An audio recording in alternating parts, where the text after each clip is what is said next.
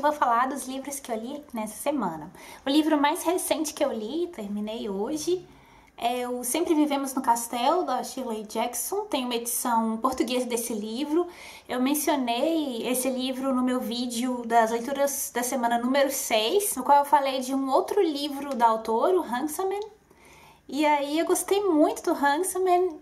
Vou aproveitar esse mês do desafio do Scooby para ler os outros livros da autora que eu tenho. Sempre Vivemos no Castelo narra a história de uma família um tanto estranha. Nós temos a personagem narradora, que é uma menina de 18 anos, se chama Mary Catherine, a Mary Cat. Ela tem uma irmã, a Constance, e um tio um tanto excêntrico. Esse núcleo familiar parece viver num mundo à parte, num grande casarão um pouco afastado do centro da cidade. E eles têm uma rotina fixa. A Constance padece de agorafobia, ou seja, ela nunca sai de casa. E a Mary Catherine tem que sair 2 vezes por semana para fazer as compras e para ir à biblioteca pegar os livros, porque eles gostam muito de ler. E essa saída da Mary Cat é sempre um sofrimento para ela, ter que atravessar os lugares públicos, porque ela se sente olhada e julgada pelas pessoas daquela cidade. As pessoas daquela cidade não gostam dessa família, a começar pelo fato que é uma família que era mais rica que as pessoas da localidade, o que já gerava uma certa inveja. E aí no início do livro nós ficamos sabendo que algo muito estranho aconteceu com essa família. A maior parte dos membros dessa família sofreu um envenenamento durante uma refeição, um envenenamento por arsênico, e morreu. E só sobraram a Mary Cat, a irmã Constance e o tio, que sofreu sequelas desse envenenamento, mas sobreviveu. Tudo parece ir muito bem nessa rotina um tanto estranha dessa família, até que chega um primo distante, quebra a rotina da família e nós vimos um segredo ser revelado. O que me conquistou primeiramente nesse livro foi a narradora, a Mary Cat. Ela tem um olhar sobre a realidade dela, sobre a cidade, sobre a vida nesse casarão, que é um olhar permeado pela imaginação. Mas a imaginação serve para que ela se proteja contra a hostilidade das pessoas do lado de fora da casa, das pessoas da cidade. Ela permeia o cotidiano dela de superstições, rituais, pequenos rituais mágicos, pequenas histórias inventadas na cabeça para se proteger dessa hostilidade. E esse cotidiano fixo da família, permeado pelos rituais mágicos que a Mary Cat inventa para si, confere uma certa estabilidade psicológica a ela, que nós vemos que a mente da Mary Cat é um tanto instável, é um pouco estranha e beira a insanidade. A nossa impressão dessa personagem muda a todo momento, mas o interessante é que apesar desse olhar meio macabro, dessa insanidade, essa personagem nos conquista. Ela cria em sua mente um pequeno mundo, um mundo restrito, em que ela vive com esse núcleo familiar restrito, sem amigos, sofrendo os preconceitos dos habitantes da cidade. E ela sustenta esse pequeno mundo com a imaginação, ainda que essa imaginação seja um tanto macabra. É uma personagem jovem adulta, tem 18 anos, mas está presa na mente de uma criança. E é essa prisão na infância que confere, mesmo a uma mente um tanto bizarra e insana, uma certa delicadeza e faz com que o leitor chegue a sentir até mesmo ternura por essa personagem. Então a Shirley Jackson brinca muito bem com o limite cinzento, a zona cinzenta entre loucura e sanidade mental. E a autora brinca também com a polaridade dos habitantes da cidade em face dessa pequena família.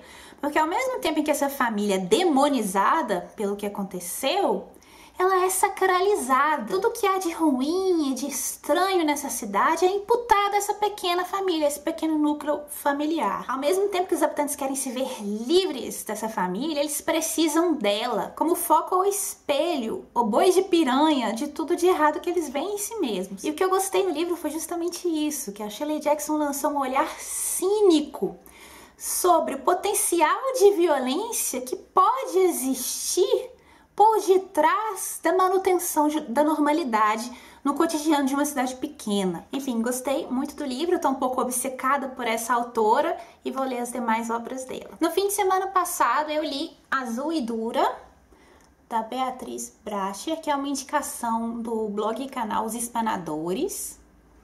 e é uma autora brasileira contemporânea. Esse livro encontra-se publicado pela editora 34 e a Beatriz Brache foi uma das fundadoras dessa editora. Aqui nós temos narrado em primeira pessoa a história de Mariana, que se encontra ao momento da narração em férias numa estação de esqui nos Alpes suíços.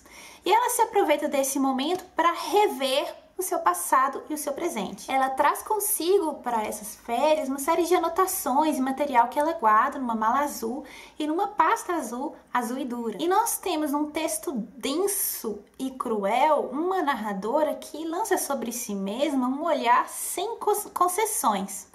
Uma narradora que nos conta o seu processo de decomposição humana. E ela nos conta a sua história em ordem não cronológica, como se fosse a ordem das lembranças mesmo, que vem surgindo à mente de forma caótica e miscuídas à situação presente dela nessa estação de esqui. Mariana estudara cinema e era uma jovem idealista.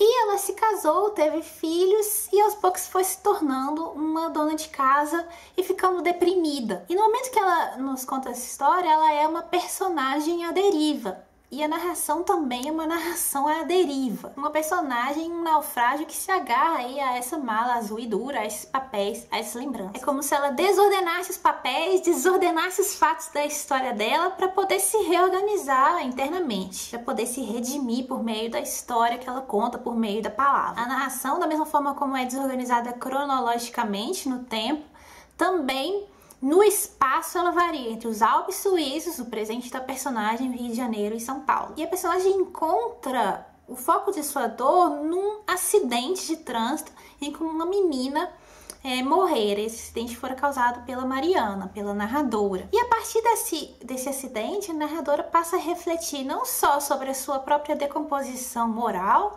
como também sobre situações mais amplas de injustiça e de opressão, quando ela vem narrar o processo judicial desencadeado por esse acidente. Eu achei muito bonito, é o primeiro livro da autora, quero ler mais livros dela. Há um artigo antigo disponível no Jornal Rascunho, o artigo é de novembro de 2010, em que o Jornal Rascunho reproduz alguns trechos do bate-papo que eles tiveram com a Beatriz Brache no Paiol Literário daquele ano. E eu quero ler um pequeno trecho que eu gostei muito. Por que é importante ler? E aí ela responde: no nono e último círculo do inferno da Divina Comédia estão os traidores de seus hóspedes. Dante conta que eles estão perpetuamente imersos no gelo, apenas com a cabeça de fora e os rostos voltados para cima, impedidos de continuarem a chorar, pois as lágrimas do primeiro pranto, qual viseira de cristal, congelam-se depois de inundar do olho a cava inteira. Fiquei pensando se a literatura também não é a possibilidade de abaixar o rosto e chorar de olhos fechados. Desprender-se de uma só dor e poder chorar, inclusive, a dor de muitos outros. Eu achei muito bonito esse trecho. Depois, no fim de semana também, eu li um livro que foi uma indicação da Tatiane, do blog e canal No País das Entrelinhas, que é o livro Uma Duas, primeiro romance da jornalista Eliane Brum. Ele foi publicado pela editora Leia, que é a editora que lançou também o livro mais recente dela, publicado esse ano. Nós temos aqui retratado uma obsessiva relação entre mãe e filha. E a narração, ela se divide entre uma narração em primeira pessoa da filha, que é uma repórter, a narração em primeira pessoa da mãe e uma narração em terceira pessoa. E essas narrações se embaralham. Nós temos aqui a história de Laura, a repórter, que passa a vida tentando aprender como se separar da mãe, com a qual ela tem uma relação perturbadora e obsessiva. A mãe dela se chama Maria Lúcia. E logo no início do romance nós temos a situação em que a Maria Lúcia, a mãe já mais velha, é hospitalizada. E nós temos a história então da trajetória dessa filha, da Laura, do ponto em que ela buscava se separar da mãe, até o ponto em que, confrontada com a doença e com a possível morte da mãe, ela tem que aprender a perder a mãe. Então, no primeiro momento, ela quer perder a mãe, e no segundo momento, ela não quer perder a mãe, mas precisa aprender. O que me surpreendeu nesse romance foi a linguagem cruel, perturbadora, ao narrar essa trajetória.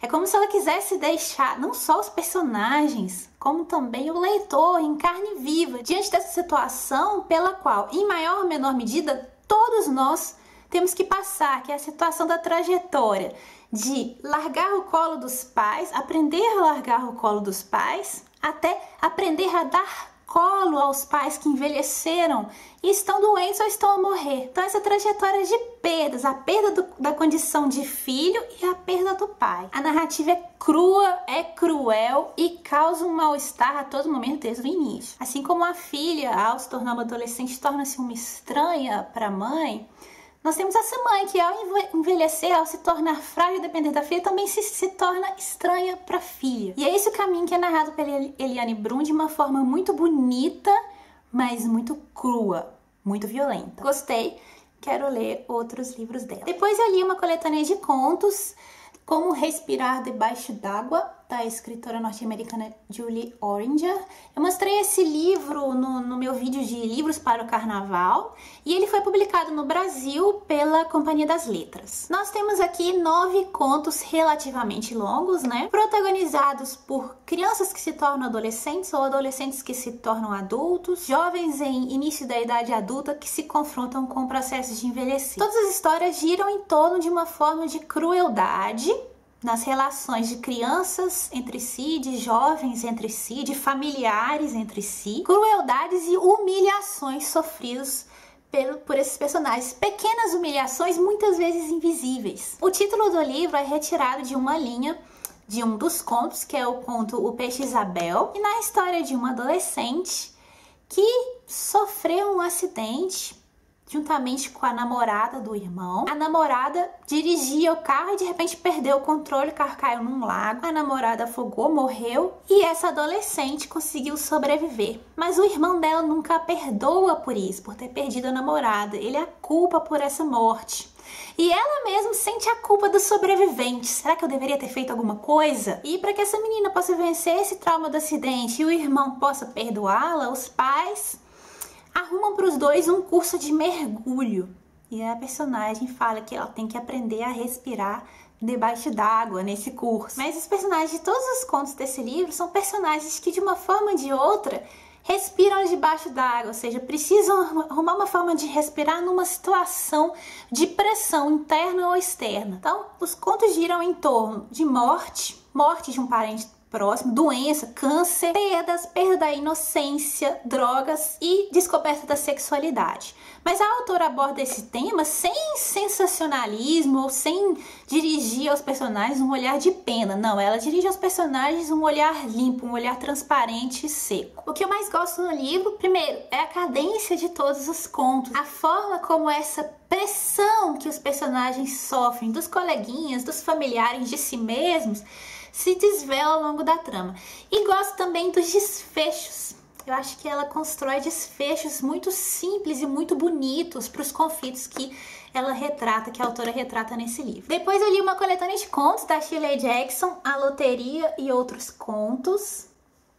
Acho que não tem publicação desse livro no Brasil, mas talvez alguns desses contos seja possível encontrar em coletâneas. O conto que dá título a esse livro foi publicado na revista New Yorker em 1948 e na história dessa revista foi o primeiro conto a causar tamanho furor, porque muitos leitores escreveram para a revista furiosos pela publicação desse livro, dizendo que iam cancelar a assinatura da revista. Nesse livro estão reunidos 25 contos da escritora, geralmente contos curtos, tem 2 contos que são mais compridos, e A Loteria é o último conto da coletânea.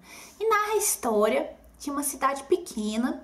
Nós temos um ritual tradicionalmente perpetrado nessa cidade todo ano, em que os habitantes da cidade se reúnem na praça, eles coletam pedras, uma pessoa coloca uma urna preta no centro da praça e todo mundo tira um papel dessa urna.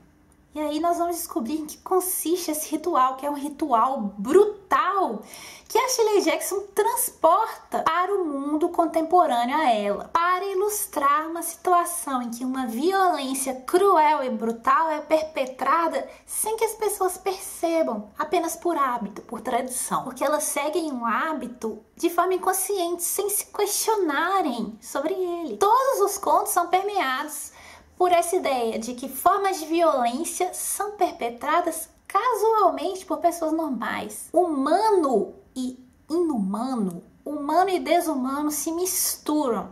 de forma que é impossível separar essas duas facetas. Outro tema da autora é o tema do não pertencimento. Então, em geral, as personagens protagonistas são, primeiro, mulheres e mulheres que são relegadas ao ostracismo, por serem consideradas diferentes ou por não se encaixarem na vida de pequenas localidades. E a autora consegue lançar novamente um olhar cínico sobre o absurdo e a crueldade que pode haver debaixo de uma camada superficial de normalidade, de sociabilidade, de suposta civilidade. Ao mesmo tempo que a Shirley Jackson tem esse olhar cínico mesmo, cruel, ela lança para esses personagens que são relegados às margens um olhar de compaixão, compaixão por sua dor. Então ela mistura um humor seco, ironia e compaixão. E os personagens são personagens perfeitamente normais, ou que parecem ser normais, mas que possuem um lado estranho, um lado macabro, um lado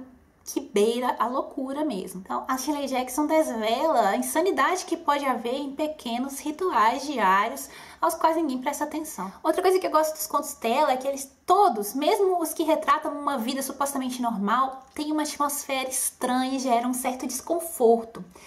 E possuem um desfecho que, por ser abrupto, consegue intensificar a sensação de desconforto que a história causara no leitor. Gostei muito dos contos dela, como eu disse, vou continuar nesse mês aí pro desafio do Scooby a ler todas as obras dessa autora. Depois eu peguei na biblioteca o livro que eu já mencionei aqui no meu vídeo de leituras da semana número 1, que é o livro Vivendo Sob o Fogo, da escritora e poeta Marina Tsvetaeva. Eu mencionei esse livro no Leituras da semana número 1, porque nesse vídeo eu tinha falado sobre uma coletânea de poemas dessa autora, a coletânea da Penguin Classics.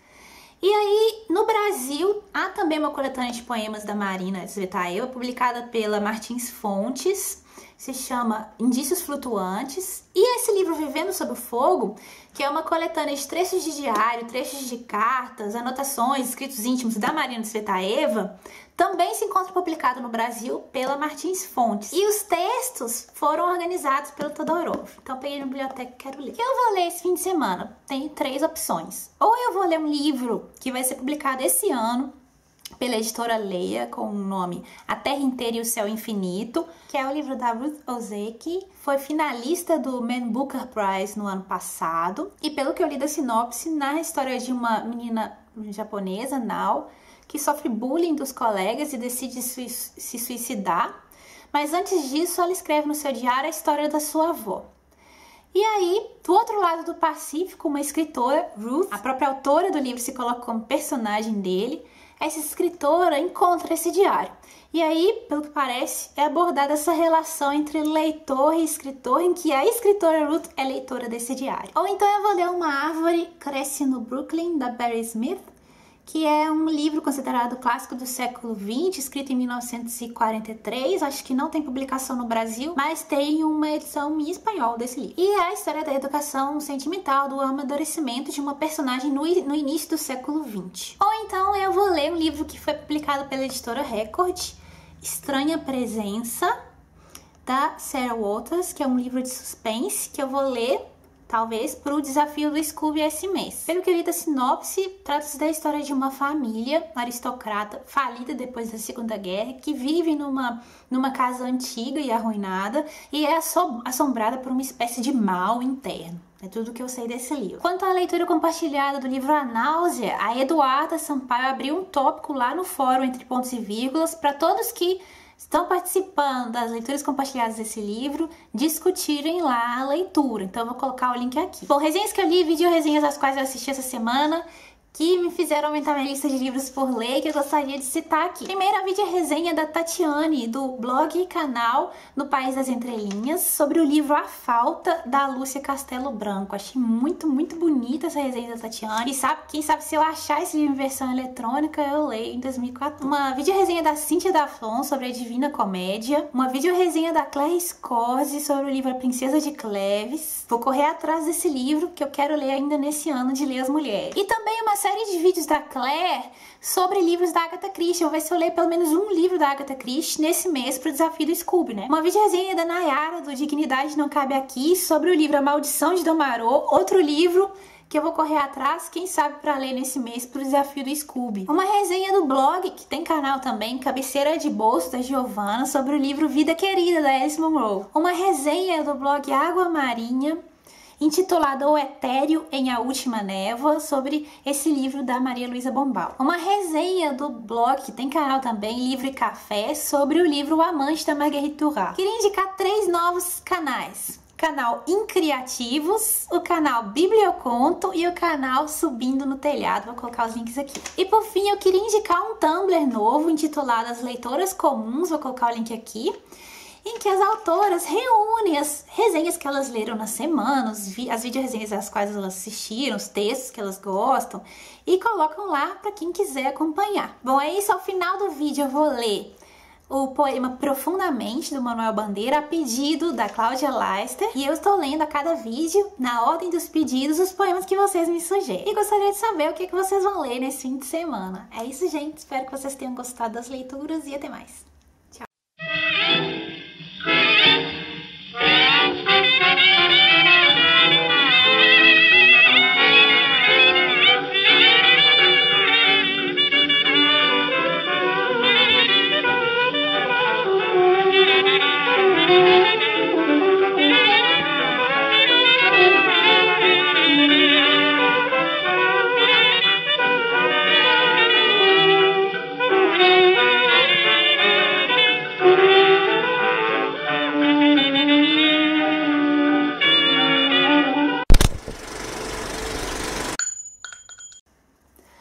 Profundamente. Quando ontem adormeci na noite de São João, havia alegria e rumor, estrondos de bombas, luzes de bengala, vozes, cantigas e risos ao pé das fogueiras acesas. No meio da noite despertei. Não ouvi mais vozes nem risos. Apenas balões passavam, errantes. Silenciosamente, apenas de vez em quando, o ruído de um bonde cortava o silêncio como um túnel. Onde estavam os que há pouco dançavam, cantavam e riam ao pé das fogueiras acesas? Estavam todos dormindo, estavam todos deitados, dormindo profundamente. Quando eu tinha 6 anos, não pude ver o fim da festa de São João, porque adormeci. Hoje, não ouço mais as vozes daquele tempo. Minha avó, meu avô, Totônio Rodrigues, Tomásia, Rosa, onde estão todos eles? Estão todos dormindo, estão todos deitados, dormindo profundamente.